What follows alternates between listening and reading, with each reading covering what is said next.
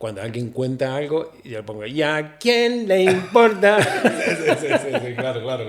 Y así, entonces va quedando muy, muy gracioso, porque esto yo ya lo hacía. Y tienes público, además.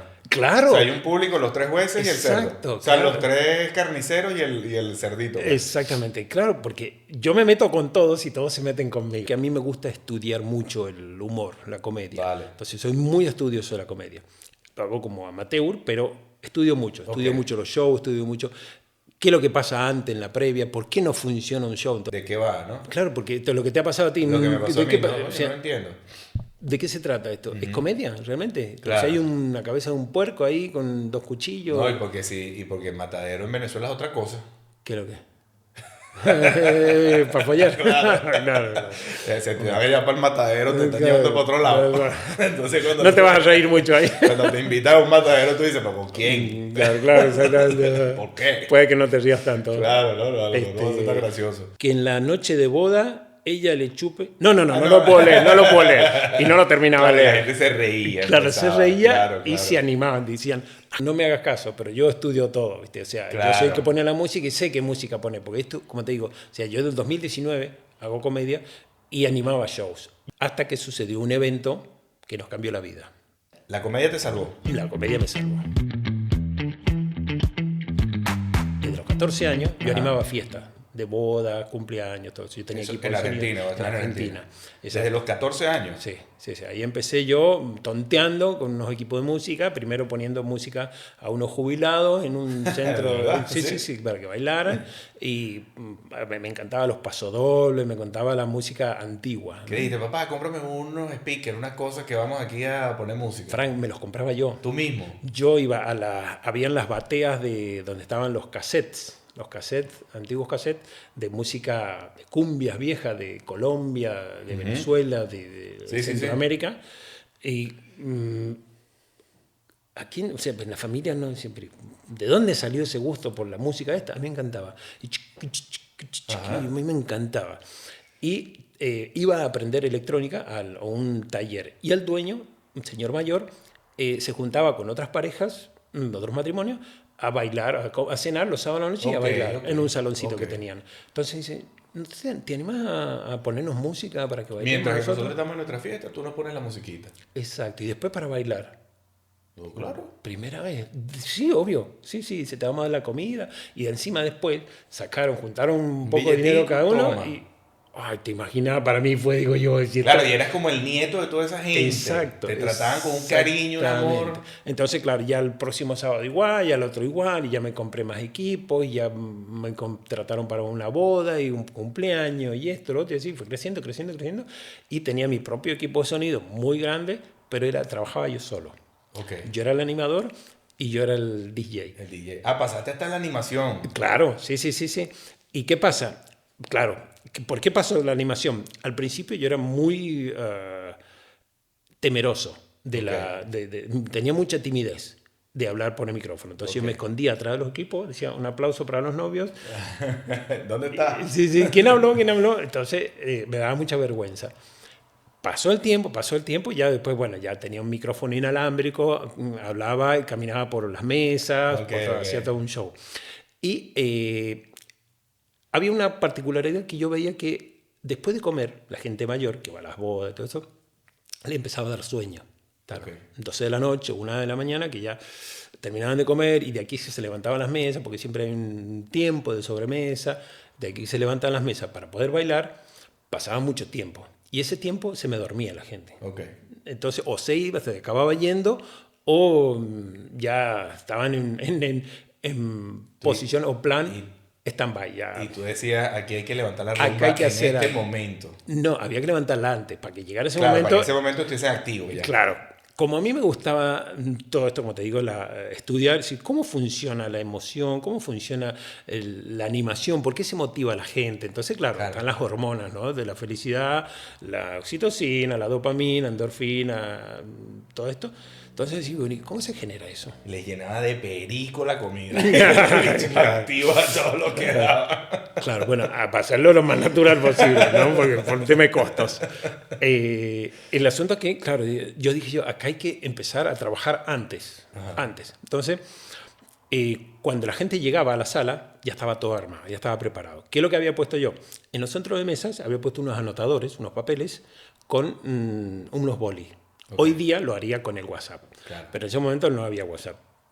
Entonces, ¿para qué eran esos papeles? Cuando la gente ya se sentaba, yo anunciaba que tenían esa opción de mandar un mensajito de salutación a alguien. A los novios. Sí, normalmente eran los novios, porque la fiesta eran los novios. Salutación a los novios o a la chica de 15 o el aniversario, lo que estuviéramos festejando. Entonces yo decía, y aquí tengo el primero ya que me han hecho llegar. Pero era broma porque lo había escrito yo. Claro. ¿Para qué? Por esto, porque el mensaje decía...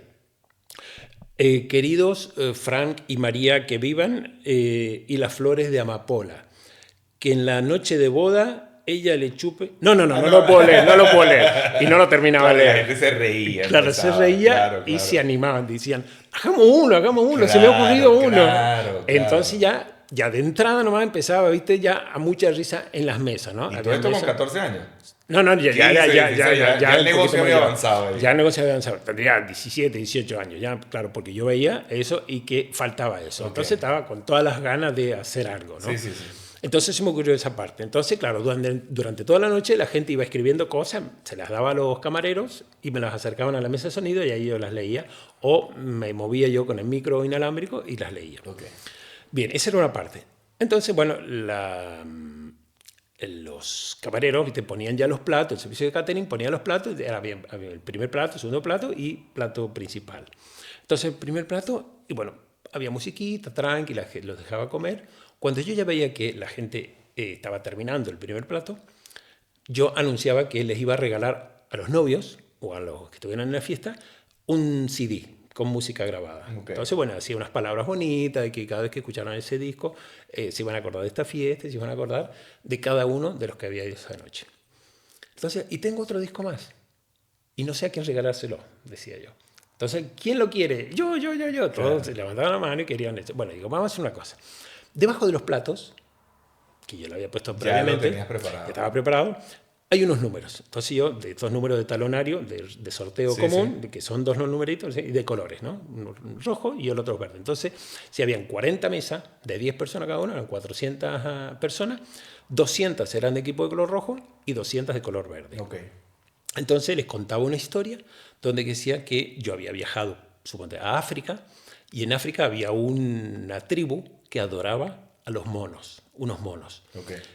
Pero en especial a la mona, que era la encargada de traer la comida a los monitos. Uh-huh.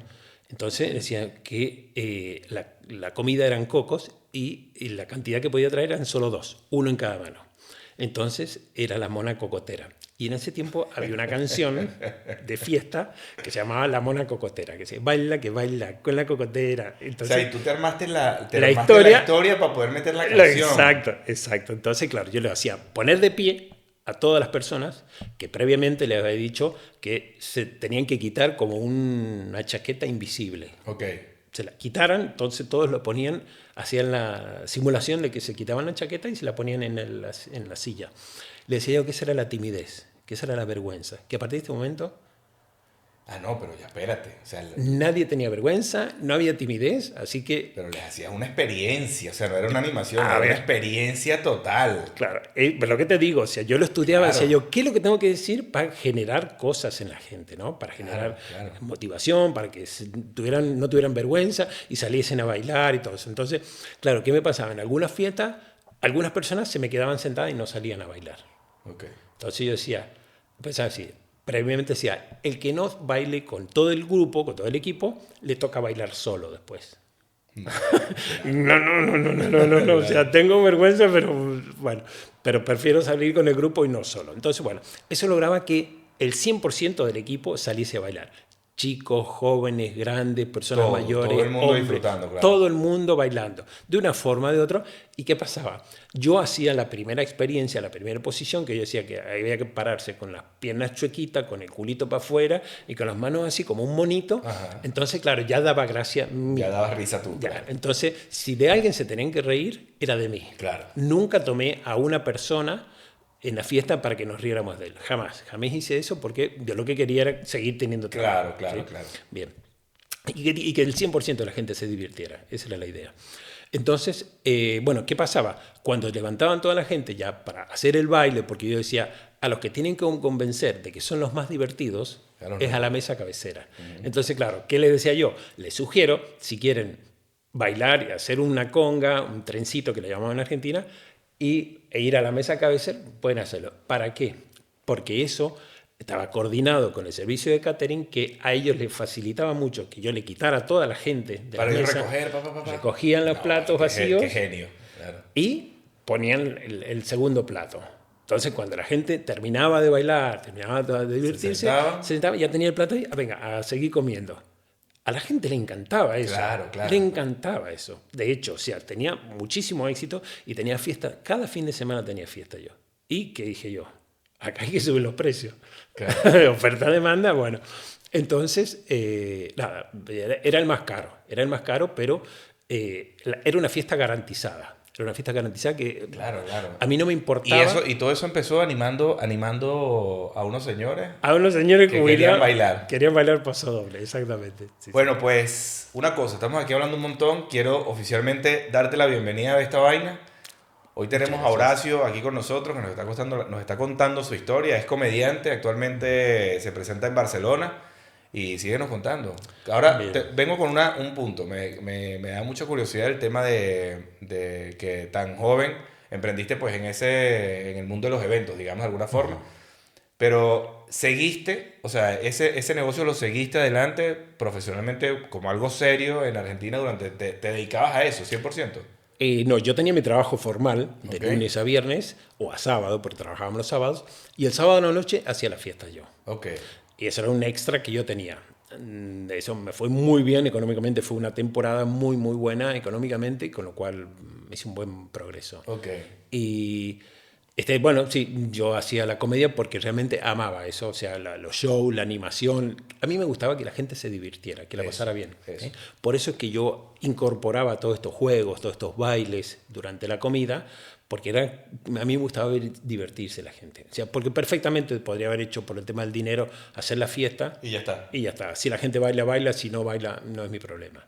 Pero no, yo quería que la gente se divirtiera. Pero claro, ese factor fue el que te diferenció del resto también. Exactamente. Y no era simplemente vamos a contratar a alguien que venga y nos diga 4 cosas y ponga la música, sino que había un factor que hacía que la gente disfrutara el momento y obviamente eso era gracias a todo eso que tú estabas armando, ¿no? Exacto. Cada momento de la fiesta estaba pensado y estudiado. ¿Por qué? Suponte, no me preguntes por qué, pero cuando se sentaba la gente que no se conocía muchas veces, se sentaban 200 personas para uno, 200 personas para otro, y un grupo era más, con más alegría, más dicharachero, más hablador que los otros. Los otros estaban más calmados, quizá personas mayores, más serias, más tímidas, no sé qué. Pero claro, era que yo había dividido el salón, tenía 2 equipos, digamos, el 1 y el 2, llamémosle. Claro.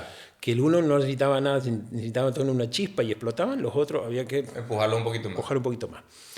Entonces, claro, ¿qué es lo que tenía que hacer yo? Igualar, ¿no? Porque yo iba a regalar 2 CD en un equipo y 2 CD en el otro. ¿Sí? Era parejo siempre, o sea, para que todo fuera igual. Sí. Pero claro, me jodían la estructura los que no estaban tan animados. Entonces, ¿qué hacía?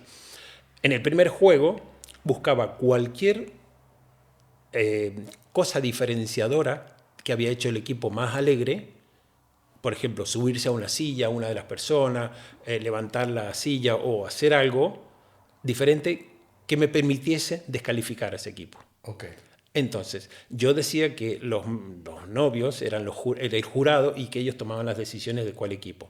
Pero era mentira, porque las tomaba yo. Yo iba solamente a consultarles, pero realmente les decía, vamos a descalificar. Esto y aquello. Exacto, claro. va a pasar tal cosa, vamos a descalificar y se les van a venir la gente acá a protestarle. Okay. En tono de broma todo, ¿no? Entonces, claro, yo decía que lamentablemente había sucedido una situación y que el jurado lo había observado, que era algo peligroso, de que una persona se subiera a la silla, se pudiese caer y qué sé yo. Entonces, el grupo rojo quedaba descalificado. Bueno, entonces se le iban a las mesas del jurado a reclamarle, ¿no? Y los otros, como sabían que no habían sido ellos, se mataban de risa, pero no decían nada, ¿no? Bueno, perfecto. Entonces le regalábamos el disco a los más serios. Claro, lo más Los serio, activabas. claro, ahora si ya ganamos uno, vamos por el por el segundo, otro, vamos claro. al segundo. Entonces, claro, eso, claro, hacía que se equipararan los dos equipos y Y esto, mantenías ahí un buen ambiente toda la exacto. noche. Y esto, que estaban alegres, más estaban porque querían, Querían remontar, pues. exacto, querían Qué bueno. Ahora me da curiosidad, ¿qué era esa otra cosa a la que realmente te dedicabas? O sea, ¿qué es lo que hacías Bueno, yo realmente? trabajaba, en ese momento era operario de una planta de agua mineral. Un trabajo muy aburrido, Ok. muy rutinario. Todo lo Era contrario. todo lo contrario. Producción de botellas de agua mineral y era mirar la máquina cómo funcionaba porque era Mierda. automática. Y Pero la personalidad esa obviamente siempre la has tenido. O sí, sea, que de sí, repente en el trabajo siempre eras el que impulsaba un poquito más, en no el sé qué, trabajo, tal. exacto, en el trabajo formal también. Era mucho de los chistes, de la tontería, Claro. del que llevaba la Que hacía el música. ambiente diferente un poquito, ¿no? Exactamente, exactamente. Ahora, antes de que empezáramos a hablar, me estabas contando que varias veces, o sea, que viniste, esta es la última vez que viniste aquí a Barcelona, tienes 3 años, pero que antes de eso ya habías venido aquí antes, ¿no? O sea, Exacto. ¿cuál fue ese primer motivo por el que te fuiste de Argentina? Bueno, yo tenía todo armado muy bien, mi vida ya muy bien, mi casa, mi coche, mi trabajo, otras propiedades alquiladas. No tenía ninguna necesidad Ok. de irme del país. ¿Argentina cómo estaba en ese momento? Muy bien, Estaba muy bien, bien. sí, ¿no? Estaba muy bien, muy bien, muy bien. Año 2003 aproximadamente, al menos yo estaba muy bien, yo estaba muy bien. Y bueno, sucede un evento que yo ya tenía ganas de explorar Ujú. Europa, ¿no? No conocía Europa, no había salido del país, solamente a Chile. Y tenía muchas ganas de ir a Europa. O sea, veía Europa como un desafío para mí para vivir. Ok. Em, y planifiqué durante mucho tiempo el viaje y lo que iba a hacer, iba todo en velocidad un poco lenta, hasta que sucedió un evento que nos cambió la vida. Ok. En ese momento yo estaba casado, nuestra primera hija, al momento de nacer, a pocos días de nacer, se muere. Ok. Entonces eso marcó un hito que dijimos, necesitaba cambiar de aire, necesitaba cambiar de actividad, necesitaba sacarme de la cabeza esa situación, con lo cual aceleró el proceso de venirnos acá, tomé la decisión muy, muy rápido, dije yo me Sí, como un voy, cambio de aire. exactamente. Y ese fue el primer momento de cuando tomé una decisión de que no había vuelta atrás, ¿sí? Entonces a partir de ahí, de ese momento, en cada proyecto que yo he hecho en mi vida, sea corto o largo plazo, un pequeño proyecto, proyectos más grandes, siempre digo, cuando fui a sacar el pasaje para venirme para España, estaba la posibilidad de comprar un pasaje ida y vuelta. En ese Joder. momento costaba $650 o ida solamente, costaba $600. $50 era la diferencia entre ida y vuelta. Lo lógico es que hubiera sacado ida y vuelta por una cuestión de, Claro, por si acaso. claro, por si acaso y porque convenía, o sea, por 50 Sí, por dólares tenía 50 la dólares vuelta. tienes los dos vuelos, ¿ah? Claro. Pues no, dije yo, mira, voy a sacar solo de ida. ¿Por qué? Porque yo no sabía cómo iba a ser la cosa en Europa y tenía mucho miedo de que me atacara la añoranza, el querer volver, el querer, el echar de menos, el extrañar mi ambiente o lo que pasara. Yo decía, tengo ese miedo de que me den ganas de volver y me vuelva. Y que tengas la posibilidad ahí. O sea, Es, hiciste como dicen, quemaste los barcos. exactamente, queman las naves, como se dice en la historia. Si yo quería volver, perfecto, iba a ser un proyecto nuevo. Claro, Ahora tienes que trabajar para juntar el dinero para para volverte. regresar.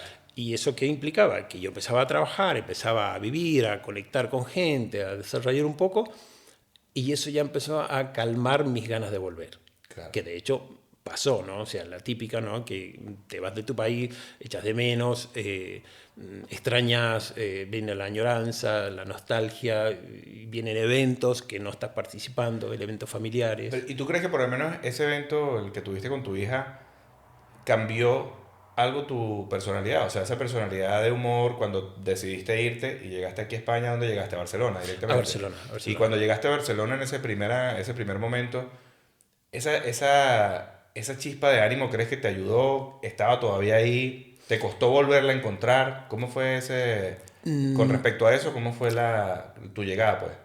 Bueno, cuando yo vine acá, no hice las mismas actividades que estaba haciendo en Argentina. Ujú. Pasó un periodo muy largo, por largo no hice nada de comedia aquí. Sí que es verdad que no lo había pensado, de que hubo una etapa muy dura,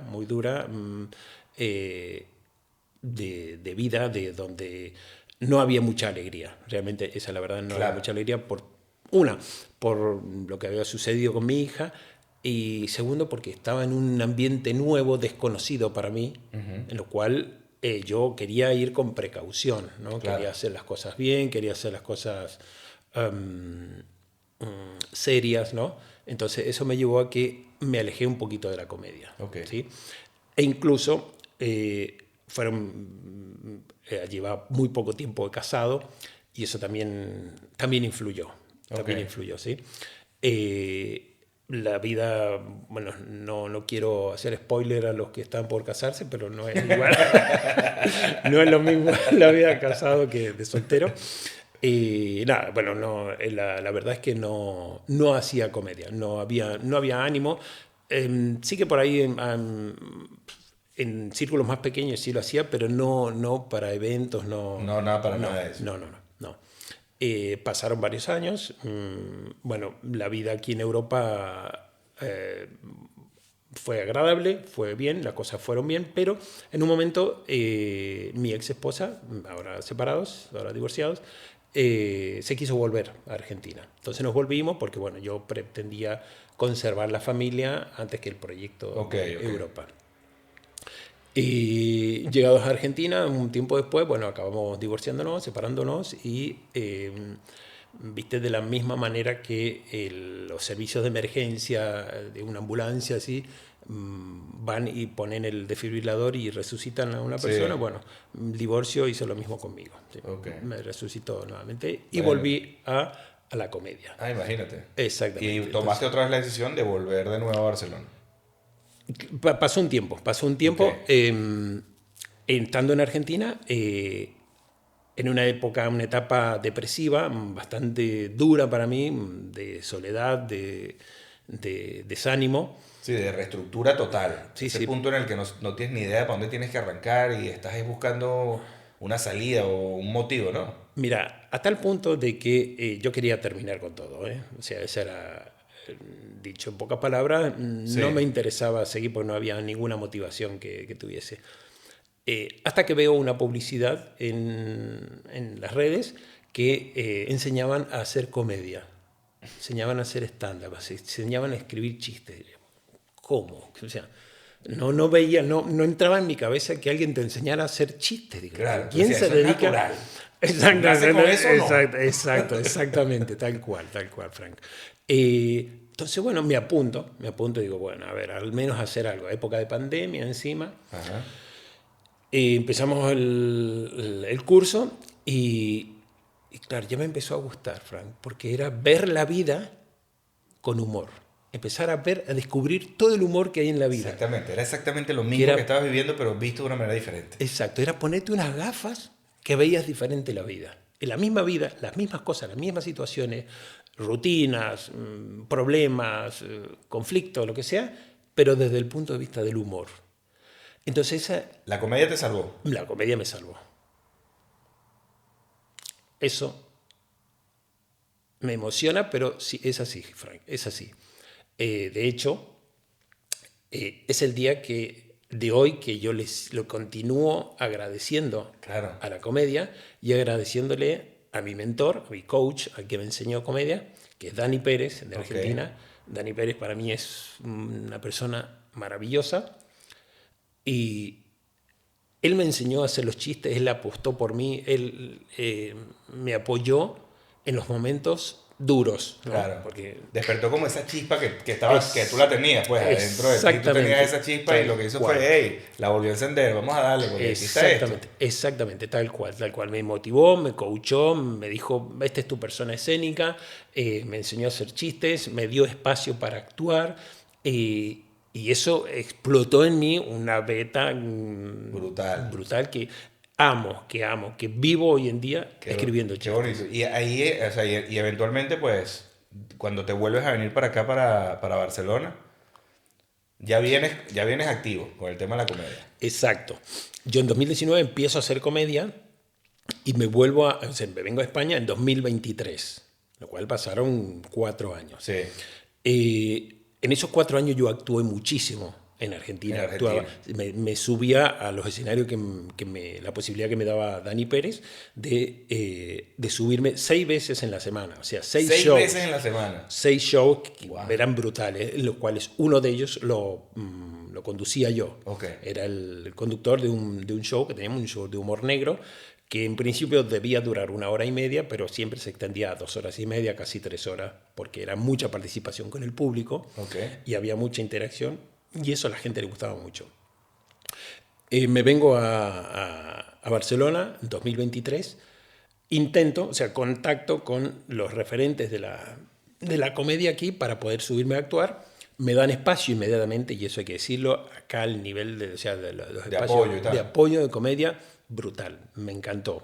Un aplauso para todos los productores y que los eso que se agradece mucho, ¿verdad? Cuando la gente está sí. empezando, que alguien te eche una mano y te dé una oportunidad, es fabuloso, exactamente. Bien, pero ¿qué pasó? El humor que yo traía no hacía tanta gracia. Claro, esa era la pregunta que te iba a hacer. ¿Cómo fue ese cambio de venir haciendo humor en Argentina, que te está yendo tal, que lo tienes ya dominado y de repente cambias? Y te cambia todo, te cambia la cultura, te cambia el estilo, me imagino que cambia absolutamente todo. Claro. En Argentina mis chistes causaban mucha gracia y tenían mucho éxito porque, bueno, los había trabajado mucho y me subía mucho, entonces, claro, tenía muchas primera, como se dice, entonces, claro, todos los chistes fluían bastante bien. Pero llego acá y, claro, la forma, primero un cambio cultural de lo que piensa, cómo piensa la gente aquí, cómo la piensa allá, las palabras. Hubo que cambiar palabras de los chistes porque, claro, yo decía, tenía chistes donde hablaba del baúl del auto y acá es el maletero del coche. Claro, y habían palabras así de ese estilo que no se entendía. ¿Te llegó a pasar en algún momento que lanzaras un chiste y la gente lo tomara por otro lado totalmente? Claro, un montón, todo. Este tipo está loco, ¿qué le pasa? Al principio es así. Imagínate, uno de los primeros shows que hago es con Gaby Gómez en el Secret Comedy, que ese era el Gong. El Gong era un show donde se subía una vez cada comediante, habíamos, no me acuerdo si 5 o 6 comediantes, pero tenías un tiempo limitado de 7 minutos para actuar. Que en esos 7 minutos tú tenías que contar todos los chistes. Pero la particularidad era que la gente, el público, habían, no me acuerdo si 3 o 5 tarjetas rojas. Ok. ¿Sí? Entonces, a partir de los 2 minutos podían empezar a levantar las tarjetas. O sea que tú te asegurabas que contabas 2 minutos de chiste. 2 minutos tenías asegurado. Hasta que la gente podía empezar a echarte. A empezar a levantar las tarjetas para echarte, exactamente. Entonces, claro, me pasa ahí que se cumple, ya todo el mundo parece que estaba mirando el reloj, no me estaban prestando atención a mí, sino mirando el reloj para echarme. O sea, cumplieron los 2 minutos, las 3 tarjetas. Entonces, levanta las 3 tarjetas y suena un gong, que es un disco, del tipo, creo que es chino. Eso, eso entonces. Fuera. Digo yo, pero si son buenos. Claro, en mi cabeza eran súper graciosos, pero aquí no eran tan graciosos. Pero bueno, entonces ahí fue uno de los primeros golpes, dije yo, acá hay algo que hay que cambiar. Entonces, siempre en Argentina lo hacía y acá continué haciéndolo, de grabar todos los shows. Grababa el show completo, mi actuación y la actuación de los otros comediantes. Entonces yo llegaba a mi casa y estudiaba, decía, ¿por qué estos chistes no causan gracia y estos otros chistes sí? De los otros comediantes, ¿qué estructura tiene? ¿Cómo los arman? Entonces, no era copiar los chistes, sino era entender la comedia aquí, pues. Exacto, para formar. Estabas mirando la comedia, perdón que te interrumpa, como desde un punto de vista inteligente. O sea, lo estabas viendo como algo estructurado que había que analizar realmente. Exacto, estudiarlo. Porque qué palabras, cómo se hacen los giros en los chistes, o cómo se explica, cómo es el marco de referencia del chiste, cómo tengo que dibujar en la cabeza del público de qué estoy hablando. En principio, poner el contexto para después hacer el giro y hacer el chiste. Eso era diferente en Argentina que aquí. Claro. Es decir, ni mejor ni peor, o sea, diferente. Son palabras diferentes, son explicaciones diferentes y, por ejemplo, hay una estructura en la cual yo digo palabras nomás y ya empiezo a dibujar en tu mente una escena, un escenario. Por ejemplo, yo digo sol, parque, verano, Claro, mar. Cada quien en su cabeza está armando una imagen. Exacto. Entonces, y cosas que funcionaban en Argentina acá no funcionaban, ¿sí? Y supongo que si en algún momento ahora vuelvo a Argentina a hacer algo de comedia, me va a pasar exactamente lo mismo, Claro. ¿sí? Va a ser diferente. Bueno, entonces, claro, a mí me gusta estudiar todo lo que es el show, ya sea la previa del show, durante el show y el post-show. ¿Qué pasa?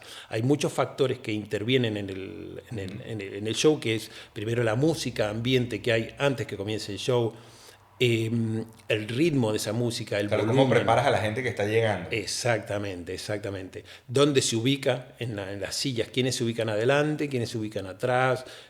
¿Cómo se distribuye la gente? Si en la primera... Que ya tú eras un experto en eso. A mí me encanta eso. Ya tú traías Claro. el trabajo hecho de Argentina cuando en las bodas ponías a la gente y la preparabas. Exactamente, tal cual, tal cual. Entonces, la ubicación de la gente es fundamental, la iluminación de la sala es fundamental, si hay televisores, si hay otros ruidos, otras distracciones, luces que se muevan, ya sea, por ejemplo, luces de los pinos de Navidad, pues eso tiene que estar apagado, o encendido permanente o apagado. No tiene que estar distrayendo a nadie, no tienen que haber niños jugando, porque distraen. Claro. O sea, una serie de cosas que, por ejemplo, suponte, si es un restaurante o en la zona donde va a comer la gente, se dice, cuando se vende la entrada, a tal hora es la comida y después el show. Esto te está diciendo que no llegues a comer a la hora del show porque vas a joder un poco el show, ¿no? El tema del cubierto, el tema del camarero que viene a preguntar, el tema de... Sí, claro. De que no prestas atención. Porque... Sí, al final cuando se hace el show lo que se busca es que la gente esté concentrada, pues, o esté pendiente de la persona que se está presentando, ¿no? Que la persona que se está presentando tenga la atención del público para que realmente funcione lo que estás haciendo. Exacto, porque el chiste funciona en la última parte. O sea, hay una parte de contexto, que se llama, que es la premisa del chiste, y el giro, o la parte del punch, es muy corto. Son 3 o 4 palabras que se dicen para que te provoque giro, se provoca la rotura de la estructura en la cabeza. Que la gente tiene que estar pendiente de eso. Exacto. Si no estás escuchando, no estás atento, y te vas a perder esa parte. Vas a escuchar toda la premisa y no te vas a reír porque la parte del chiste, del punch, no la escuchaste. Claro. ¿Sí? Y hay otro chiste que, por ejemplo, que la estructura es el one-liner, que es en una oración, yo digo todo el chiste, y es tan corto que tienes que estar muy atento a todas las palabras. Claro. De hecho, es una de las estructuras más complejas para hacer chiste, porque en una sola oración, tengo que poner la premisa y el chiste. Todo. O sea, tengo que estudiar muy bien las palabras, no hacerlo muy largo, porque si no te pierdo en la explicación. Y además que entiendo que si tu show o los minutos que tienes en tarima van a ser sobre eso, pues tienes que tener la habilidad que tienes que tener muchos, porque tienes que ir soltando uno detrás del otro. Y depende cómo sea, pues no hay un conector de uno a otro, ¿no? O sea, son independientes cada uno. Claro, exactamente. En base a esto que estás comentando, Frank, se estudia durante el show, vas estudiando, vas viendo las caras de la gente. ¿Sí? Entonces tú empiezas con una estructura. La previa es que tú ves las caras, o sea, ves más o menos las edades de las personas que están en el show y ya sabes más o menos qué estructura, ¿Por qué dónde chiste. puedes ir? Exacto. Para no contar chistes desubicados, ¿no? Claro. ¿Sí? Con la gente errónea. No la gente errónea, sino los chistes erróneos. Entonces, a medida que vas contando, vas viendo las caras de la gente. Y ahí o continúas con una línea. Con la línea, o tienes que poner el intermitente, girar y ir a otros chistes. ¿Cómo te adaptas, ¿no? A la gente. Exactamente, esa adaptación. Y parece complejo, digamos, el conectar un chiste, suponte que yo pueda hacer sobre los coches, a conectarlo con el amor de la pareja. Claro. Pero bueno, vas adquiriendo habilidades donde haces unos comentarios y empiezas a enlazar para poder llevarte a la línea del amor de la pareja. Claro. O el universo de la pareja. Entonces, estábamos hablando de coches y ahora me hablas de pareja. Y después hablamos de mascotas. ¿Qué tiene que ver una cosa con la otra? ¿No? Que bueno, depende. Una pareja en un coche Hay bastante que hacer. Y la mascota en el asiento de atrás. Ya, eso da para un chiste, fue un chiste bueno. Hay un tipo, por ejemplo, en tipos como de humor, tú crees que tú tienes como un tipo. Sí. O que haya... Ahora me dices el tuyo, pero también me llama la atención, por ejemplo, si un comediante 100% tiene que tener como un estilo de humor o podría ser como un híbrido, ¿no? Que dependiendo de donde esté, soy más de este tipo de humor o más de este otro tipo de humor. Entonces, cuéntame cuál es el tipo, el que tú dices, mi tipo de humor es este, y si crees que los comediantes pueden brincar entre un tipo de humor y otro. En la comedia está todo permitido. Está todo permitido. Acá no hay límites, acá no hay restricciones, no hay censura. Soy de esa idea, ¿no? O sea, uno se puede reír de absolutamente todo. ¿Cuál es la diferencia, lo que estás puntualizando, Frank? Que, por ejemplo, si tú cambias de estilo y lo puedes hacer e igual eres muy gracioso con todos tus chistes, todos tus estilos. Y aplaudo eso. Yo creo que la diferencia va a estar en la fidelización de tu gente, la fidelización del público. ¿Por qué? Porque, por ejemplo, si tú tienes un estilo, yo soy de tratar de mantener un estilo, ¿no? Lo perfeccionas, vos lo vas trabajando. ¿Por qué? Porque el chiste es lo que digo y lo que hago. O sea, lo que no digo.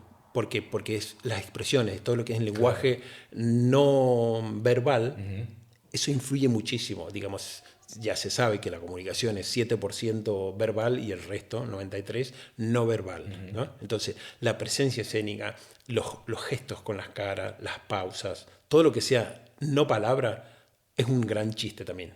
E incluso decir una frase y hacerle una pausa y mirar al público y solo levantar una ceja, dice mucho. Ya. Dice mucho. Ahí está el remate del chiste. No lo que dijiste, sino todo lo otro hace el chiste, ¿sí? Y eso, digamos, forma un estilo, o vas creando un estilo con tu forma de contar los chistes, tu manera, tu estructura, por ejemplo. A mí me gustan mucho los one-liners, como decía recién, los chistes cortos. Me encantan los chistes cortos. Que en una frase dices el chiste. ¿Por qué? Porque a mí me gusta hacer muchos chistes. Okay, entonces, claro, ¿eso qué implica? Trabajar mucho, escribir muchos chistes. Entonces, claro, porque no todos los chistes que escribes son buenos. ¿Cuántos chistes tienes, más o menos? Si tuvieses que decir, tengo tantos. Yo los llevo numerados, yo llevo todos los chistes míos tan numerados. Y hoy, esta mañana, escribía el número 1568. Podemos hacer un documental de Netflix. Podemos hacer... Solo contando un chiste de otro. Exacto. Hay que decir la verdad, no todos son buenos, no todos son potables, entonces sabes que tienes ideas de chistes y pueden ser buenos o no. Entonces, bueno, pero yo los apunto. Entonces, porque es una gimnasia. Esto, cuando vas a subirte a un escenario, yo lo tomo como que es una carrera de pedestre, una maratón, una pequeña maratón. Para hacer una maratón tienes que estar algo entrenado. ¿Sí? Si tú te dices, hostia, me he levantado con ganas de ir voy a correr. Hostia, para el otro día no te puedes mover. Claro. O no vas a rendir lo suficiente. O no llegas, exactamente. Entonces, esto es un ejercicio. Entonces, el escribir mucho, el escribir sobre todas las cosas, sobre tu vida, sobre todo lo que te va pasando, pero desde una perspectiva, desde un estilo, como mencionábamos recién. Mi estilo es el humor absurdo, el humor bobo, el humor el chiste tonto. De hecho, yo me autodefino como el representante del mal humor. ¿Sí?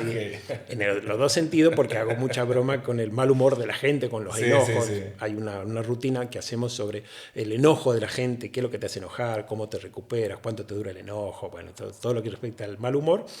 Y el mal humor del humor malo. Del humor malo, los chistes malos, los chistes tontos, los chistes bobos. Que de hecho en la parte de mi show siempre me presento como eso, entonces hago un par de chistes. Que por ejemplo, para contar uno, es que el otro día en el gimnasio conocí a la inteligencia artificial hecha persona, una chica que era la inteligencia artificial, porque llegó y le pregunté ¿cómo te llamas? Y me dice la IA. Claro, la IA. Claro, conociste ahí en persona. Mucho chica. Gusto, quería conocerte. Claro. Y también sé que la IA es media abuela, porque la abuela completa es la IA. La yaya. Claro, de ahí te vas, ahí arrancas. Sí. Malísimo los chistes. Perdón para los que están mirando este podcast. Y eso me encanta. Amo ese humor tonto, ese humor bobo, ese humor inesperado, ese humor tan básico, tan básico, claro. de juego de palabras, que, perdón, Dani Pérez odia que yo haga ese tipo de humor, pero me gusta mucho. Y me divierte y lo voy a seguir haciendo. Vale, y ahora hay otra cosa. Hay un tipo de humor que no te guste. O sea, que tú digas, ese tipo de humor a mí no me gusta, no lo disfruto. No, la verdad que tengo mis preferencias, pero no es que haya un humor que diga, no, esto no lo puedo ni ver. No, sí, yo veo todo. Te puede hacer más gracia que otras cosas, no sé qué, Exacto. pero... ¿Qué pasa? Lo que sí por ahí me causa menos gracia o me aburre un poco los storytelling. ¿Sabes? Con el storytelling, cuando cuentas una historia completa y te pasas 3, 4 minutos contando la historia y viene el remate. Ok. En el medio me aburre un poco. Por Claro. eso, y como soy contrario a eso, o sea, soy más del chiste corto, Rápido, ajá. exactamente, el chiste corto, el one-liner, donde podemos armar una storytelling, pero con muchos one-liners. Ahí sí te lo compro. Claro. Ahí te lo Que compro. cada poco la persona pues tenga ese golpe de risa, ¿no? Digamos. Exacto.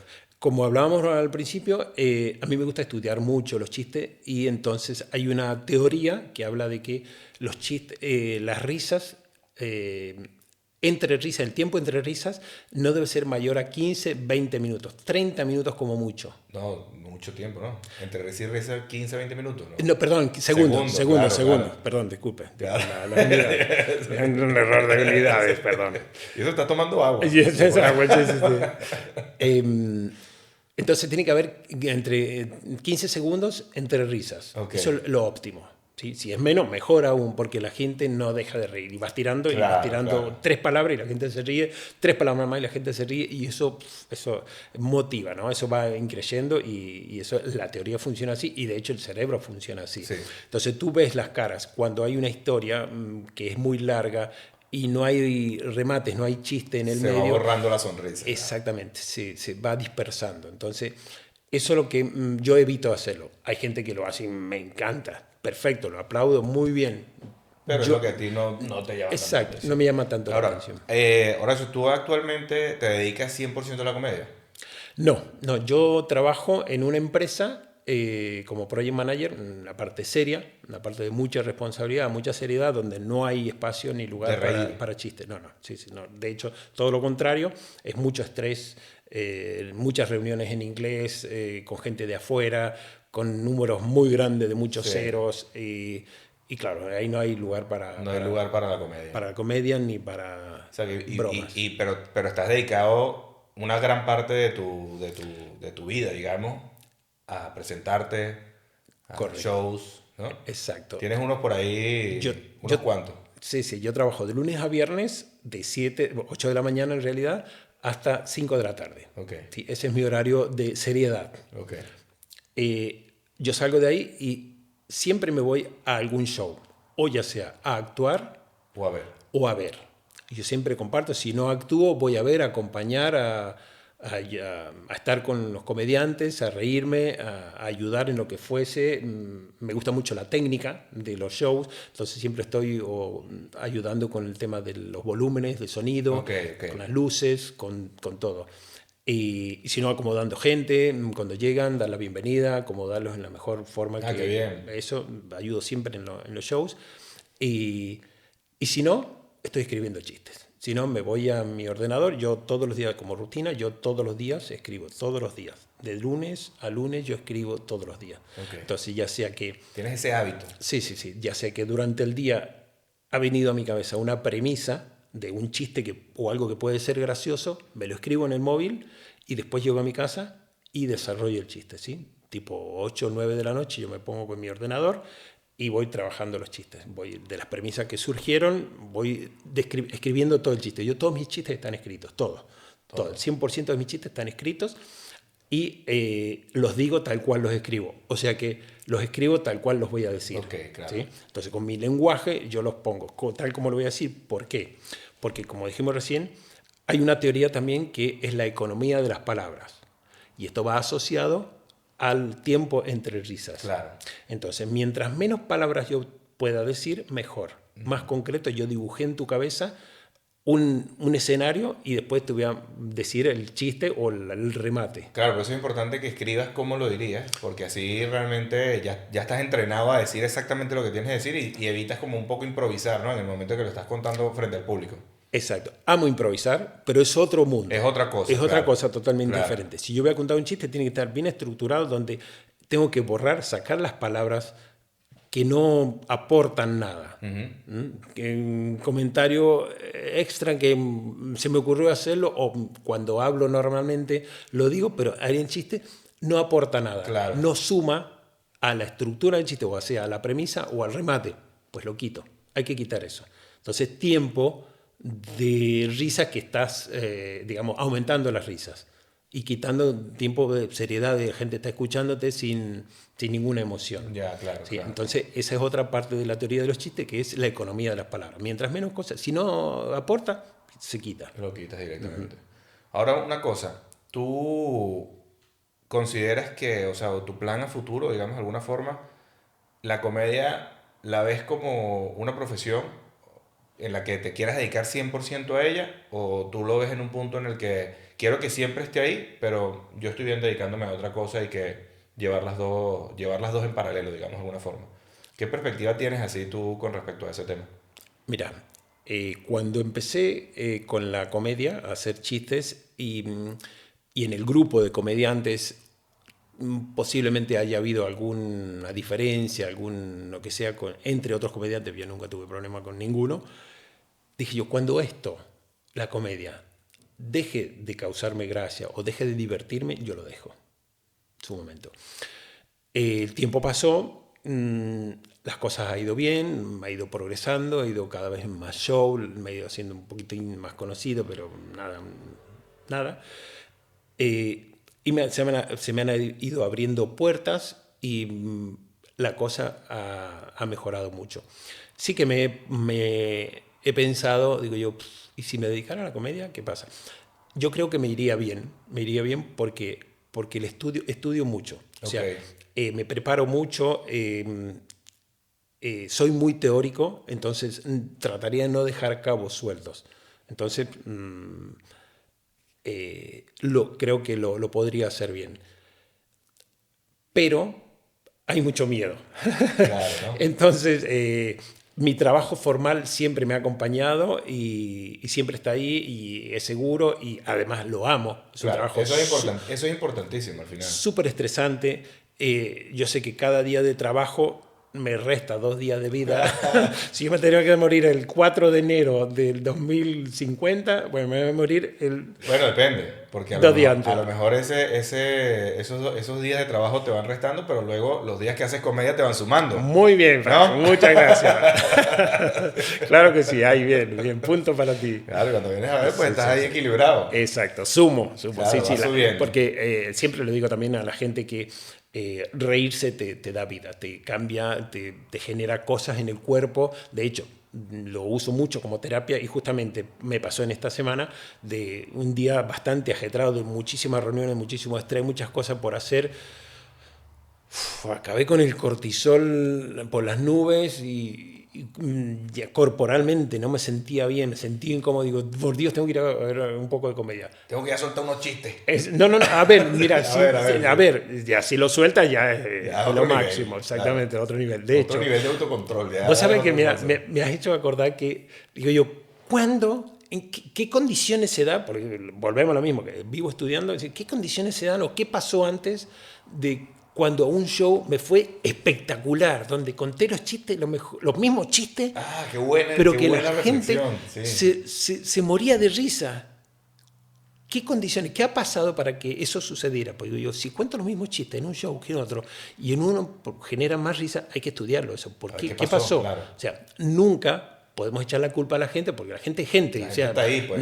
no se ponen de acuerdo, si no, hoy no nos vamos a reír. Claro. No causan risa y no causan risa. Entonces, cuando mejor me ha ido en los chistes, es cuando peor emocionalmente he estado. Sí. Chupate esa mandarina. Esto es así. Entonces, ¿qué ha pasado? En los chistes, en los shows que me ha ido muy bien con los chistes, yo o he venido súper estresado, muy enojado, hasta 2 minutos antes de subirme al escenario, he estado muy enojado, cabreado con algo, de mal humor, pero he ido al show porque, porque me hace bien, y otra porque ya estoy un poco comprometido, exactamente, de actuar, y pase lo que pase, hay que actuar, hay que subirse.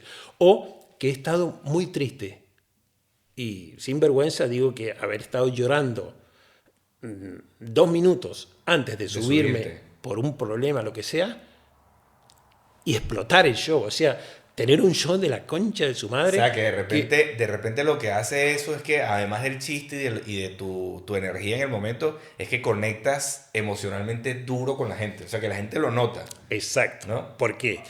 Porque olvidé comentar cuando me preguntaste si tenía un tipo de humor. Yo tengo un personaje que es un personaje de fracasado. Un personaje de que le va mal en la vida, de que es bobo, que es torpe, que no se da cuenta de cosas, por eso ya está muy asociado con el tipo de humor torpe que hago de juego de palabras, de confundir las cosas, por ejemplo, hay un chiste que es muy viejo, que yo lo uso a veces, que es decir que yo hago mucho sonido con onomatopeya. Ajá. Entonces pregunto a la gente, digo, si saben lo que significa onomatopeya. Entonces digo yo, tiene 2 significados. Por un lado, que es que se hacen sonidos con la boca, simulando los sonidos que ocurren en la naturaleza.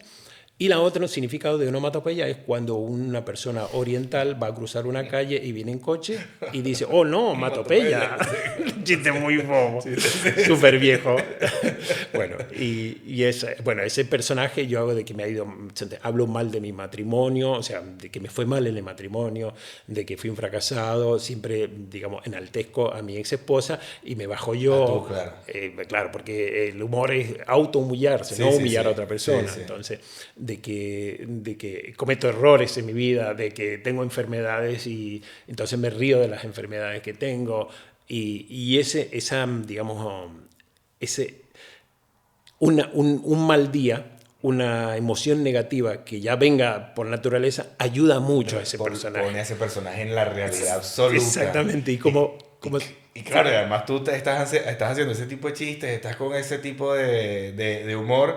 Y mucha gente en el público tiene que conectar, porque todo el mundo le pasa algo en la vida. Entonces todos estamos pasando por algún momento y tú estás sonriendo por fuera y puedes tener algo por dentro, ¿sabes? Exacto. Y de repente llegas tú y sales con una de esas y dices algo así, y el que está ahí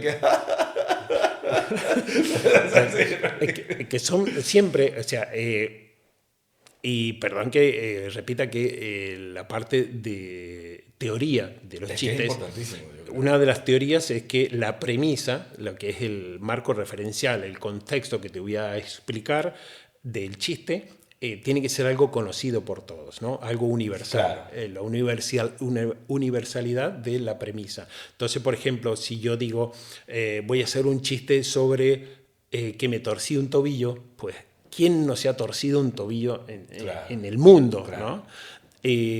Ahora, eso es más universal. Si yo, por ejemplo, cuento un chiste de lo que pasa o en un ambiente de odontología, un ambiente de pediatría, y el nicho es más pequeño, ¿no? Sí, ahí va cerrando el círculo. Exactamente. Claro. Si estoy en un congreso con odontólogos y hago un chiste de odontología, todos lo van a entender. Todos se van a reír, claro. Pero si en una boda, y la mayoría quizás... Sí, pero si en cualquier parte del mundo haces un chiste sobre unos problemas de pareja, todo el mundo lo va a entender. Exacto. Entonces, claro. Ahí está el concepto de decir, bueno, ¿sobre qué voy a hacer chistes? Claro. Bueno, haz chistes sobre temas más universales, más generales, y ahí vas a tener más gente que va a entender o se va a reír de ese chiste. Del chiste como tal. Entonces, volviendo a lo que comentábamos recién, como el lenguaje no verbal importa mucho, yo juego mucho con mis caras. Juego mucho con mi cara, con las expresiones, con los ojos, con la boca, con las cejas, con los movimientos, con la postura de los hombros. Yo he tomado muchas clases de teatro, he tomado clases de clown, de impro. De hecho, ahora estoy tomando clases de impro. Y todo el lenguaje corporal hacia el chiste. Y más, si es orgánico, si es natural, ya si lo traigo del trabajo, el mal humor, y mi cara de ojete, mi cara de orto. Claro. Va con lo que estás diciendo, ya. Un win-win. Exactamente, eso es el sumo, es lo mejor. Porque no puedo hablar de que estoy triste o que estoy humillado riéndome. O sea, Claro. no hay coherencia con lo que estoy, Claro. con el lenguaje que estoy expresando, Sí, ¿no? sí, sí, sí, Con mi cara totalmente. y lo que digo yo, no hay... No tiene, está diciendo una cosa, pero está demostrando otra. Exactamente. Totalmente Entonces, diferente. para mí, el comediante no se debe reír. O sea, pero bueno, hay quienes se ríen, tienen risa muy graciosa y generan más risa, Más risa, más claro. sinergia. ¿Tú te has planteado dar clases? Sí, sí, me lo he planteado y amaría dar clase. Lo que pasa es que ahora no tendría el El tiempo tiempo, ¿no? exactamente. Eh, Muy egoístamente, en este momento estoy pensando en mí. Claro.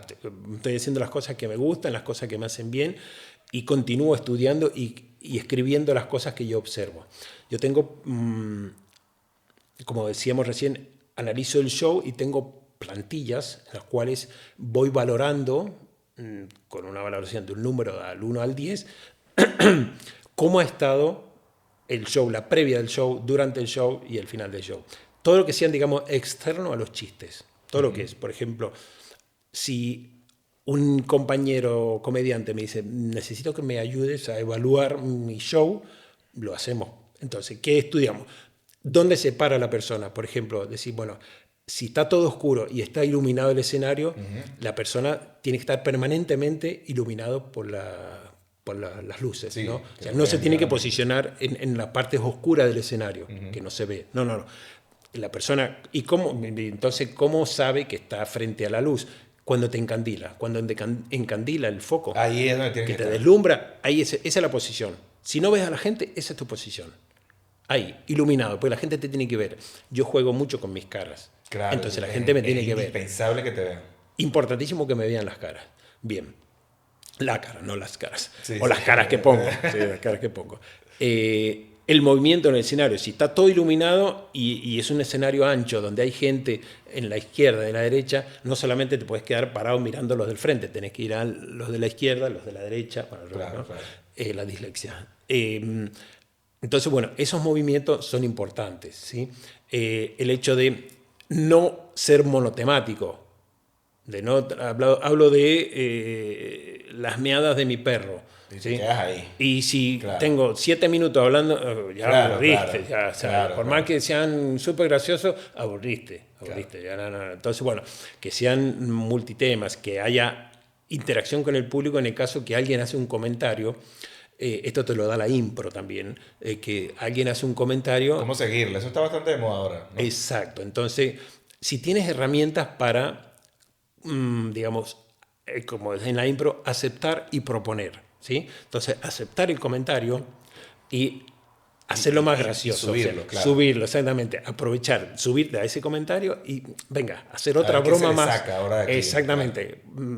Potenciando para qué, para que todos nos riamos. Claro, que al final es el objetivo, ¿no? Al final el objetivo es que todo el mundo la pase bien, tanto el que está en tarima como el público, Exacto. porque vamos a estar claros, ok, el comediante está para hacer reír a los demás, pero es sumamente importante que el que está en tarima lo esté disfrutando. Es fundamental, es O fundamental. sea, creo que es si no- un círculo, ¿no? Al final es como si el que está en tarima lo está disfrutando, va a hacer que la gente se ríe más todavía. Tal cual, Si la gente se tal ríe cual. más, el que está en tarima lo va a disfrutar más, se viene todavía más arriba y la creatividad Es explota, sinérgico, ¿no? exacto, es así. enérgico. Y bueno, entonces todo lo que rodea al show es muy importante. Y además, si los chistes son buenos, Es otra cosa. ya el combo está completo. Pues muy bien. Pero sí, volviendo a la pregunta, sí, me interesaría mucho dar clases. De hecho, hubo una etapa, un intento en Argentina con Dani Pérez, que él da la parte más básica del stand-up, de la comedia, y él me proponía dar un nivel 2 o 3, ¿no? En esto Ok.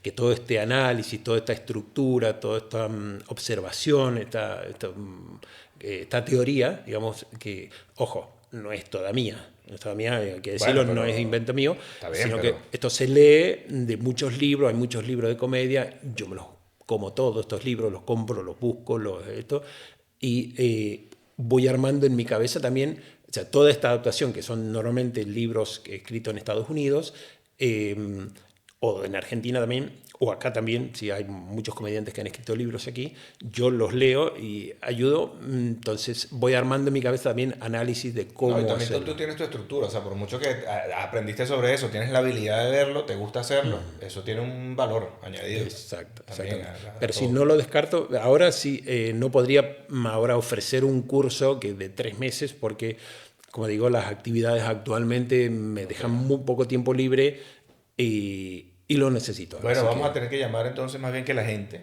ya que te lleguen primero los alumnos, antes de que tú propongas el curso, que te lleguen los alumnos. Entonces, que exactamente. la gente ahorita escriba y diga, yo quiero un curso con Horacio, y empiece todo, y te toque. Bien, Y te bien, bien. toque porque dice, ya mira, tengo unos alumnos ahí, me toca. No queda de Exacto, otra, exacto, hay que ¿no? hacerlo sí o Hay que sí, sí. hacerlo sí o sí. De hecho, bueno, actualmente yo colaboro y ayudo a varios comediantes que me lo piden, ¿no? Ok, Que dicen, mira, che, veamos esto, cómo hacer. De hecho, yo creé y trabajé con otro comediante que el Boli, un sistema de análisis de shows, por ejemplo, de los chistes. ok. Entonces, con esta teoría de los 15 segundos, grabamos el video y vamos escuchándolo. Entonces, ¿hay risa? Bueno, ponemos el play nuevamente para seguir escuchando el show y volvemos a parar cuando hay Otra vez risa. otra vez risa. Entonces vemos el tiempo que pasó y lo apuntamos en un Excel. Muy, muy de administrador de empresa. Wow, o sea, ingeniería pura y dura. Yo soy licenciado en gestión de negocios y administrador de Y empresa, después entonces... un gráfico del chiste, los Bueno, picos y sí vainas, lo o sea, hay, claro, lo hay, lógico, hay lógico. gráfico, hay gráfico. Entonces, de todos los chistes, de todas las risas que hubieron, hay un tiempo entre risas, ¿no? Entonces, durante todo el show. Entonces, eso lo vamos apuntando con su nombre del chiste al lado. El chiste del cojo, Cualquier cosa, el ¿no? chiste del perro, el chiste del coche, no sé. Entonces, con su tiempo de entre risas. Y no solamente eso, sino que hay 4 niveles de risa. O sea, el jajaja, Claro, claro. La risa explosiva, la tal. risa explosiva y el aplauso o la ovación Ya, es porque la fue un locura, chiste que la rompió. Entonces, bueno, esos niveles de chiste, esos niveles perdón, de gracia que ha Ajá. causado el chiste. De reacción. De reacción, gracias. Y entonces, ¿eso qué hace? Armamos un gráfico, entonces es muy, muy visual la altura de las barritas cuando son nivel 1, más bajo, poca risa, y nivel más alto. Claro, nivel Entonces, locura extrema. no es sorprendente porque es algo que está, ya la mayoría de los comediantes lo sabemos, que si hay 4 comediantes y te toca el primero, te toca abrir y las risas van a ser menos. ¿Por qué? Porque la gente aún está La gente fría. está fría todavía. Está claro. fría, lo que se llama, ¿no? En cambio, el último, cuando ya te ha venido riendo, como a esa sinergia Está fácil, que hablábamos, ya está sueltito. lo que para digas, reírte, la claro. gente se va a reír. Entonces, bueno, Y ya tiene más alcohol. hay un combo completo, Claro. exactamente, sí, sí, sí. Y la participación y la gente, digamos, se ríe más cuando participa. Claro. Es otro punto a estudiar ese. Entonces ves la gráfica de los chistes, cómo a medida que van pasando el show, van subiendo el nivel de risa. Pero puede que hayan barritas bajas también. Pues, si el chiste no causó tanta gracia, por más que la gente esté caliente o lo que sea, no causó gracia. Entonces, bueno, ese es un punto a trabajar. Es decir, ese chiste lo trabajamos un poco para que sea ¿Para que suba? para que suba el nivel, o lo quitamos. Directamente. Lo quitamos, exactamente, porque si no suma, resta. Claro. Acá lo que no suma, resta. O sea, no puede decir, cuento un chiste y la gente no se rió, pero bueno, sirve Sí, para que... no vale la pena el relleno porque ese relleno te puede afectar el siguiente que era muy bueno. Exactamente, porque psicológicamente Ya te caíste, ya empezó claro. a caer, ya Claro. la gente empieza a pensar, ya no están buenos los chistes, ya se ve que se le Sí. terminaron los chistes buenos. Sí. Entonces, teóricamente debería ser que vas Siempre va subiendo el nivel. Entonces, ese análisis, bueno, lo preparamos con Boli en su show, tanto en lo que eran si había que meter más chistes en el medio, porque a lo mejor O pasaba sea, hacer como una limpieza, ¿no? exactamente, un minuto sin risas, Mucho tiempo. Hay que meter un chiste en el medio. Entonces, analizamos, decía, el chiste de no sé qué, de cuando me caí de un árbol. Entonces, pero cuenta una cosa tan larga, una historia tan larga para llegar al remate, que si en el medio tenemos que meter otro chiste. Algo, claro. Entonces, esa forma de bien. de estructurarlo, ¿para qué? Para que el chiste, lo mejor es que la gente se esté riendo permanente. Siempre. ¿sí? Exactamente. Mientras menos tiempo pase, mejor.